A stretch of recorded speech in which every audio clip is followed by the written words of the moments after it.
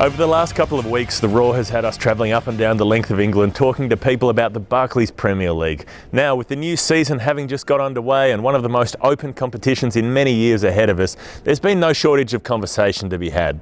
I think it will be the most intriguing, exciting season that we've had in the Premier League for a long time. It will be the most unpredictable season we've had in a long time because there's so much change at the top level. There's no getting away from it. Last season wasn't particularly intriguing or exciting. Manchester United team never needed really to be at their imperious best to win it. Of the champions! This season, we've never had a season where the top three have all changed their managers in the summer. The champions losing Sir Alex Ferguson, Manchester City have dispensed with Roberto Mancini, and Chelsea obviously now have Jose Mourinho on board. So to have that change around is absolutely, it's a fascinating dynamic going on because all those people that have come in a way, have quite a lot to prove. Obviously Sir Alex Ferguson's left, David Moyes is unproven at the top level. No one would really argue with the decision to employ David Moyes, yet he's under pressure, obviously because he's following such a legend.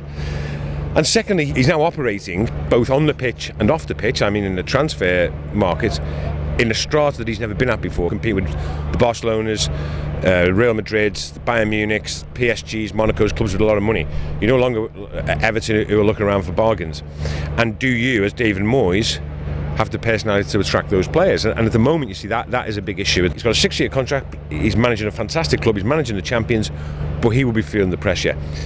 Pellegrini, who comes into Man City, we hear great things about him, however, he hasn't actually won anything of note in his career. You've got Pellegrini at Man City with quite a difficult squad to manage, certainly in terms of the top stars. We're really excited. We've signed Jesus Navas, really exciting young promising winger, come across from Spain, convinced that he's going to help us win the Premier League. We've got Jovetic, Negredo, between the three of them and the new manager, I reckon now is the time. You've got to be careful you don't sound like a United supporter, so confident, but not overconfident. The fans are really decent, old school fans, loyal fans.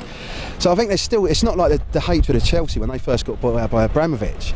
But ultimately, they keep changing the managers. I thought Mancini was actually quite a good manager. He kept a lot of egos in check as well. Look at Mancini. Oh, and he's had a word with Mancini there. So Pellegrini will be interesting. It will be interesting to see how Pellegrini goes on. He started on the right foot. And then, of course, you've got Jose Mourinho. No matter what he says, he has a point to prove because no matter how he tries to couch it, and certainly it didn't affect him financially, but he was essentially, run out of Real Madrid. They essentially didn't want him anymore, and that's the bottom line. So he comes back with plenty to prove at Chelsea. You got a special one coming back at Chelsea who may or may not do what he did last time round. Obviously got Mata and Oscar and loads of other sort of really talented players, so they could kick on as well. But as far as I'm concerned, it should be Arsenal's time. We just need to buy a few players before the deadline day.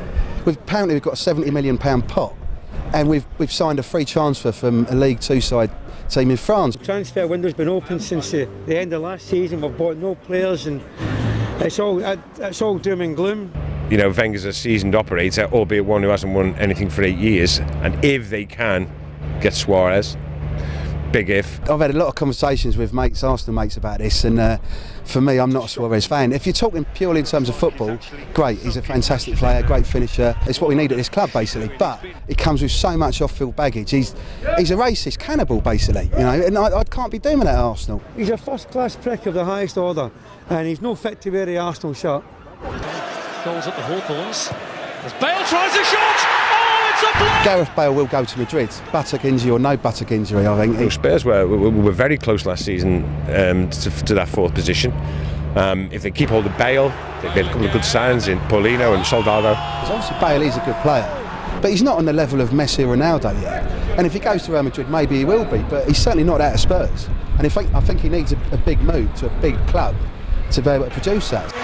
The first sniffing play that he got on his left foot. I think all in all, it promises to be the top end, the top 6 or 7, promises to be probably, I think, the most intriguing we've had for many, many years.